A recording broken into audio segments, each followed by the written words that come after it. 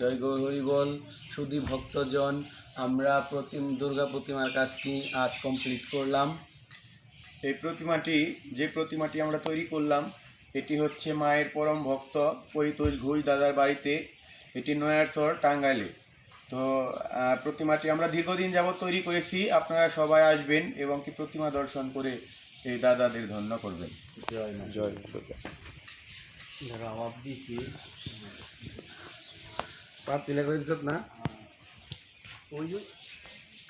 ওই দিলাকে নাম অবদা দিছি।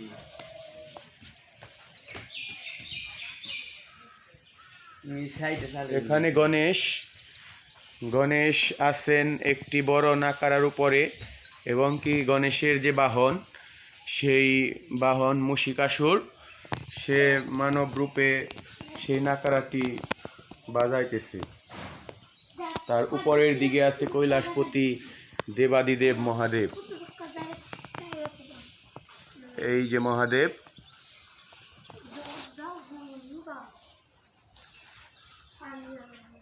মহাদেব আছেন সবার উপরে, এবং কি তার নিচেই আছেন গণেশ।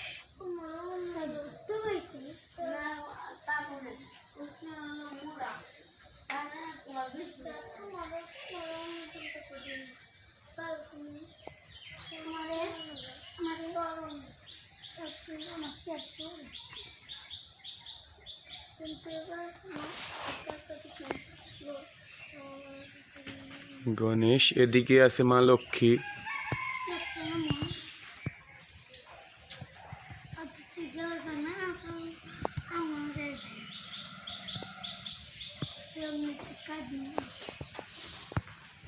তার নিচে আছে একটি বিশাল বড় অসুর, দানব অসুর।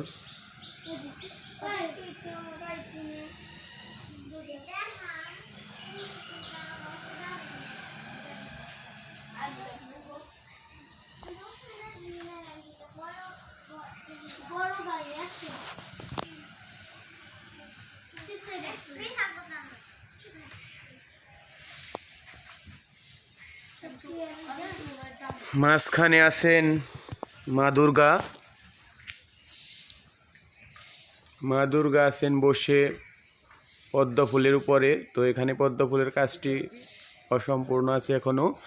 এখানে আমাদের যে মূল থিমসটা, সেটি হচ্ছে মা দুর্গার অকাল বোধন। রাম এবং লক্ষ্মণ এই সময় মা দুর্গাকে পূজা করে সন্তুষ্ট করেছিলেন। তো সেই রাম লক্ষ্মণ নিচে আছেন, পূজা করতেছেন। যে যজ্ঞের মাধ্যমে পূজা করতেছেন, সেই যজ্ঞের অগ্নির থেকেই মা দুর্গার আবির্ভাব। তো এখানে মা দুর্গা পদ্ম ফুলের উপরে অগ্নির থেকে সিংহ নিয়ে, সাথে সিংহ বাহন করে তিনি আবির্ভূত হয়েছেন। এবং কি রামচন্দ্র যখন 108টি নীল পদ্ম ফুলের প্রয়োজন ছিল, তখন তার মধ্যে মা দুর্গা ছলনা করে একটি কম রেখেছিলেন। তো নিজের নয়নকে নীল পদ্ম মনে করে সে তীর দিয়ে নিজের চোখকে উঠানোর জন্য চেষ্টা করতেছেন, এবং কি মাকে সন্তুষ্ট করবে বলে নিজের চোখকে তুলতেছেন তীর দিয়ে। তার উপরে আছেন বিশাল বড় একটি অসুর, মহিষের উপরে বসা। মহিষকে বাহন করে তিনি মহিষের উপরে চড়ে আসতেছেন। তার উপরে আরেকটি সিংহ সেই অসুরের উপরে লাফ দিয়ে আসতেছেন পর্বত থেকে। তারই পাশে আছেন কার্তিক, ময়ূর বাহনের উপর চড়ে, বিশাল বড় ময়ূরের উপরে চড়ে তিনি অসুরকে বধ করার জন্য বল্লভ নিয়ে প্রস্তুত।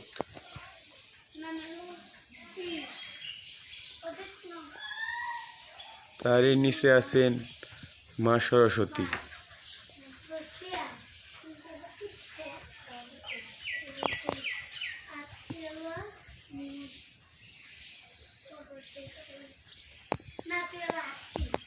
তো আপনারা সবাই পূজার মধ্যে আসবেন এবং কি প্রতিমা দর্শন করবেন, দাদাদের ধন্য করবেন, আমাদেরও জন্য আশীর্বাদ করবেন।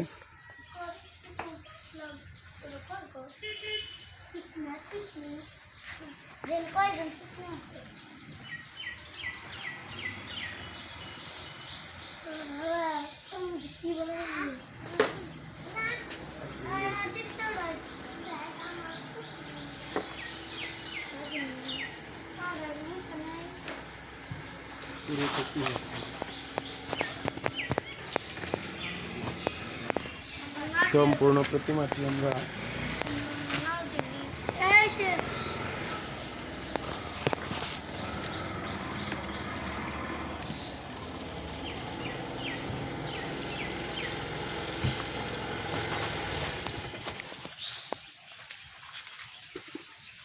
এনে যাচ্ছে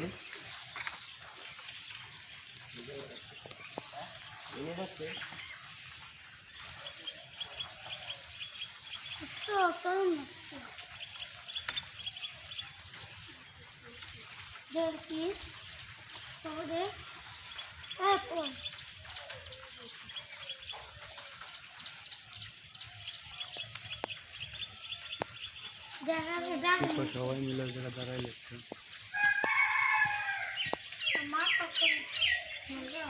হ্যাঁ